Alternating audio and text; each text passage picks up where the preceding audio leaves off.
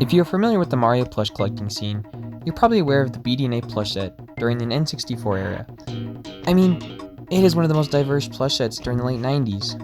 What some of you probably aren't well versed in is a plush set that lived in BD&A's shadow from 1999 to 2001. That would be Toysite. Toysite is a subsidiary of BD&A that got their first appearance in 1999 and is most well known for their cancelled Mario's World and Legend of Zelda action figure set. It's a real shame that these got cut, because some of these would have been awesome to have. That's not what we're here to talk about though. So, without further ado, let's go over the Toysite line. The first wave of Toysite plushies, released in the fall and winter of '99, Nintendo Power Supply's catalog as Series 3, and consisted of the beanbags of Mario, green, red, blue, yellow, and black Yoshi, Donkey Kong, and Bowser. Along with those, we have the DK characters, set of Donkey Kong, Diddy Kong, Funky Kong, and Cranky Kong. All the plush are around 6 inches each, and are made of a felt-like material. The beanbags all retailed for $5 at the time. However, you could not get any other color Yoshi except green by themselves from the catalog. They were only sold as a lot. The DK set retailed for $6 and had plush bodies but vinyl heads, and those ones you could buy individually. It's assumed that only 5 plush got the retail treatment: Mario, green and black Yoshi, DK, and Bowser, as if you look at Toysite's Toy Fair 2000 booth, they're the only ones inside a display box. Starting off with the main man himself, the Mario in this set looks, well, pretty off. Not design-wise. His colors are all accurate, and he does look like Mario. But his proportions don't flatter him too much. His head and his body are around the same size, and they are connected to each other without any form of neck area, making Mario just look hunched over. It's as if they just cut off the BD&A wing cap Mario's head and put it onto a new body without taking into account the original pose he was in. And as was the style, the eyes are ironed on, which means they can wear off easier. That goes for the emblem on his hat too. For the tag itself, it just says Nintendo Collectible Merchandise, along with the respected character's name on the tag. The tush tag, for all of the Toysite plushies, just has the Toysite logo and their website, which is no longer a thing. What is his rarity though? Well, Mario is pretty uncommon and hasn't ever really been super expensive. Bowser is next, and he actually looks pretty good. He has a more at-your-face design than the droopy BD&A one, as he just looks like he's trying to grab you or give you a hug. But he still uses the same pattern, as his shell and body are basically the same as the original, just scaled up to make it a little taller. His teeth, eyebrows, and bracelets, whatever they're called, are glued on and can eventually fall off due to age, which is really unfortunate. Less so his teeth because they are sewn on, but the glue can still wear off. Overall, a good plush. Bowser is also fairly common and isn't too much either. Donkey Kong is virtually unchanged body-wise from the original BD&A design, but is now strutting a new tie and also holding a banana.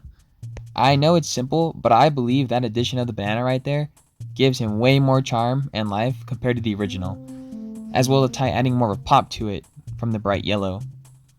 The tie is also stitched to the body, but the quality control on the DK logo is pretty inconsistent. The plush used to be fairly common, but recently its price and rarity have gone up a bit, and I don't really know why. The Yoshis are an interesting bunch. It's weird how in the catalog they weren't sold separately. However, I'm sure that purchasing them off the website could have been different. They are a drastic change from the original Yoshi design though, and honestly don't look too good. Its body just feels too big, and the face itself isn't as Yoshi-like. They added the bottom of the shoe coloring, which was probably the only good design aspect to the plush. The saddle on the back of the Yoshi is more defined and stuffed, so it can't come off like the original, but it just ends up looking more wonky than before. I also wish they did different colors, like purple, pink, light blue, or orange, but I guess that was too much for them. The green Yoshi is the most common, followed by the black Yoshi, but the value of these guys fluctuates all the time, so it's kind of hard to get a good gauge. The DK line is next. The main gimmick of these guys is their molded vinyl heads. I get that this was fairly common practice during the time, but these guys are scuffed and dirty. I mean, look at the main man himself. He looks so blank and soulless. He uses a different body than the beanbag one, and still in the banana, but he's nothing too special. Diddy Kong looks alright too. He's got an iron-on star on his shirt, and a solid red hat. The vinyl head mold actually makes it feel like a better looking Diddy Kong than the original in my opinion. He even came in a barrel sometimes as a promotional item. Cranky Kong surprisingly got a plush, and it doesn't look half bad. The head mold looks accurate, and the beard is just scraggly fuzz. His vest isn't actually sewn onto his shirt, so it can fall off, but I haven't really seen many without it. They even gave him his iconic cane too, which is a nice touch. Lastly, the absolute mad lad who got his return back into Mario Kart also got a plush. And it's not too bad either. The head mold looks design accurate, his sandals are made of a styrofoam-esque material, which suits the plush. However, the main issue with that though is that they aren't really attached to his feet very well and can come off very easily. I also wish they would have added a surfboard because that's kind of his whole thing. All these DK plushies are rare, Cranky and Funky Kong being exceptionally hard to find, especially with all their accessories. The next time we'd see any new Toysite plushies was in the Summer Power Supplies catalog of 2000 with the introduction of Posable Mario and Yoshi, which were also sold together as a lot for $12. Yoshi in his catalog photo looks absolutely shocked. His eyes are so wide, and I'm glad that this was changed for the mass release of the plush, though it would have been funny. He's also sitting in the photo, which, if you had him in person, he has a hard time doing that. And like the beanbags, all the Yoshis in the future are so inconsistently priced that I can't put a hard value on this guy. Now Mario looks the exact same as his beanbag version, and they'd actually go on to use this pattern for the BDNA Flood Mario plush. With all the Posable plushies, they have wires inside, and despite how hyped up they were in the catalog, they really do suck at posing, and the movement of the limbs is very limited, with just a slight up and down motion. The following year, in the 2001 Winter Power Supplies catalog, we got introduced even more posable plushies.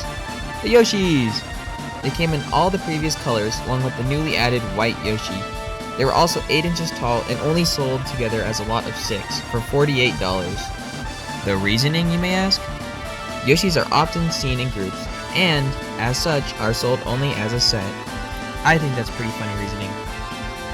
Just like the green one though, they're all standing and have limited movement. I feel like Yoshi wasn't really the best choice for the Posable Plus treatment. The design overall just makes them look like humanoid, since they're standing and have movable arms and hands. It really strays from actual Yoshi. Speaking about Yoshi though, there are also 3 finger puppets made as well. They're in the colors of black, red, and green, and retailed for $14 as a set of 3. I really like these little guys. They're only a few inches tall, but still look more like Yoshi than the actual Yoshi plushies. And these are by far my favorite ones out of the whole set. Fun fact too, apparently, Red Yoshi holds a Thumb Wrestling World Championship title belt, and is such the superior Yoshi. It is a little strange though, that these were the only colors made and not the rest of them, but perhaps these were just the colors that sold the best before? I'm not too sure. These are pretty hard to find. I personally didn't even know the black and red one existed when I first got the green one. Is this it? Was that the end of our journey? Not quite. Even though we did discuss all the plushies revealed in Nintendo's catalog, there were still quite a bit released and planned to be released. So, what better way to start off than go over the variants of previous characters? Donkey Kong and Bowser both got talking plushies with a voice box inside that's unable to be accessed unless you actually rip into the plush itself.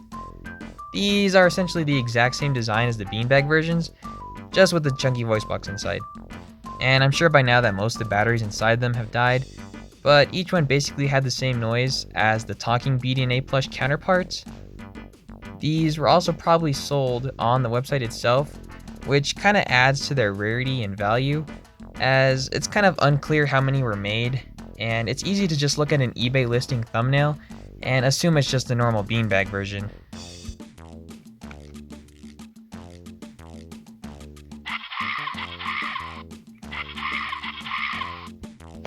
It's a little weird that Mario and Yoshi didn't get talking versions, but they did get keychains made, and were given as a pre-order bonus for Super Mario Bros. Advance 4.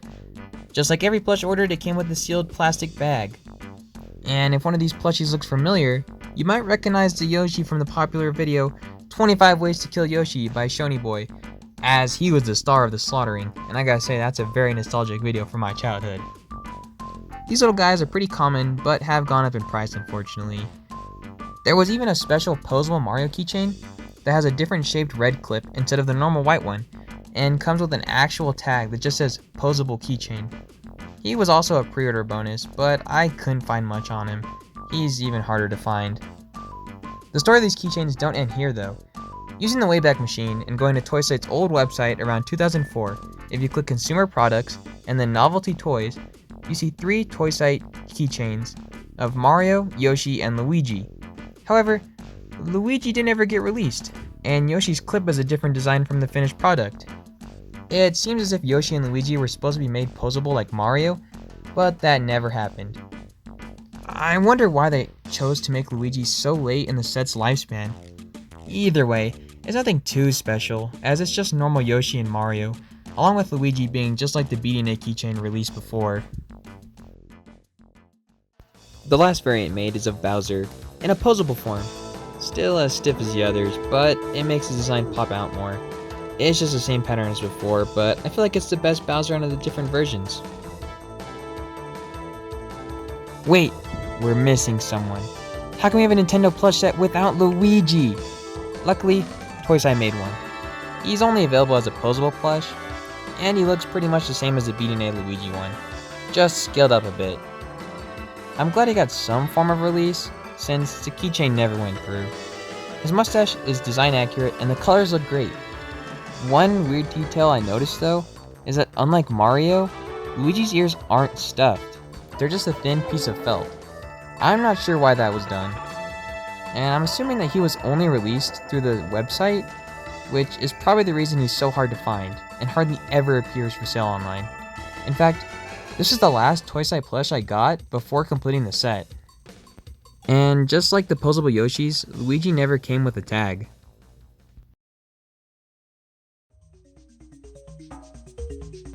That's all for the release characters, but like a lot of plush sets, there were some cancelled plushies.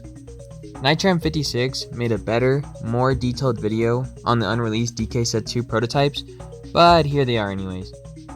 The set consisted of Lanky Kong, Dixie Kong, Kremling, and King K. Rool. These were shown off at Toy Fair, but at that point, BDNA, Toysite's parent company, were just re-releasing the same items that were slightly different, and people just weren't as interested anymore. So, with no demand, no supply.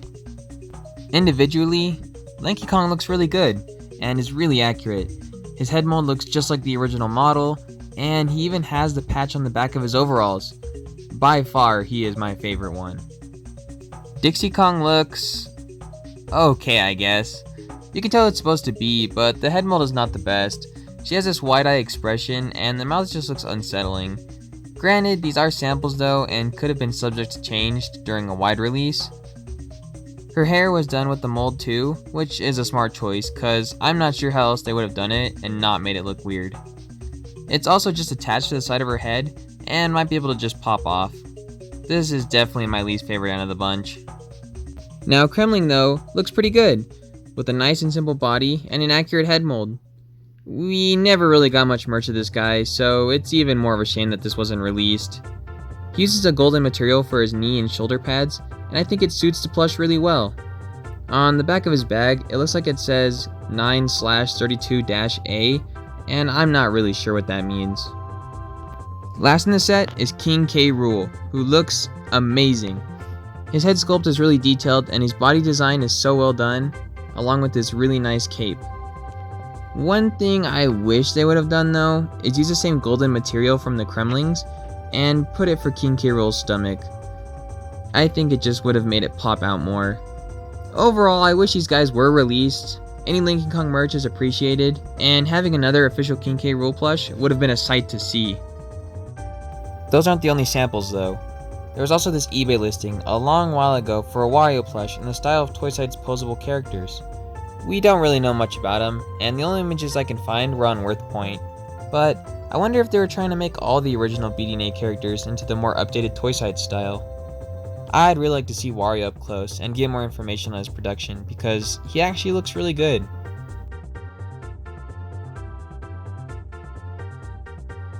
Well, there you have it. Every Toysite Nintendo plush that was released and scrapped. My favorite in the set would have to be the Posable Bowser due to his dorky design and stance, but the red Yoshi finger puppet is a close second, mostly due to him being an absolute Chad. Overall, I don't feel as if the Toysite line lived up to its BDNA predecessor, but these plushies really do grab at you, and the charm of all of them give off from the N64 era cannot be understated.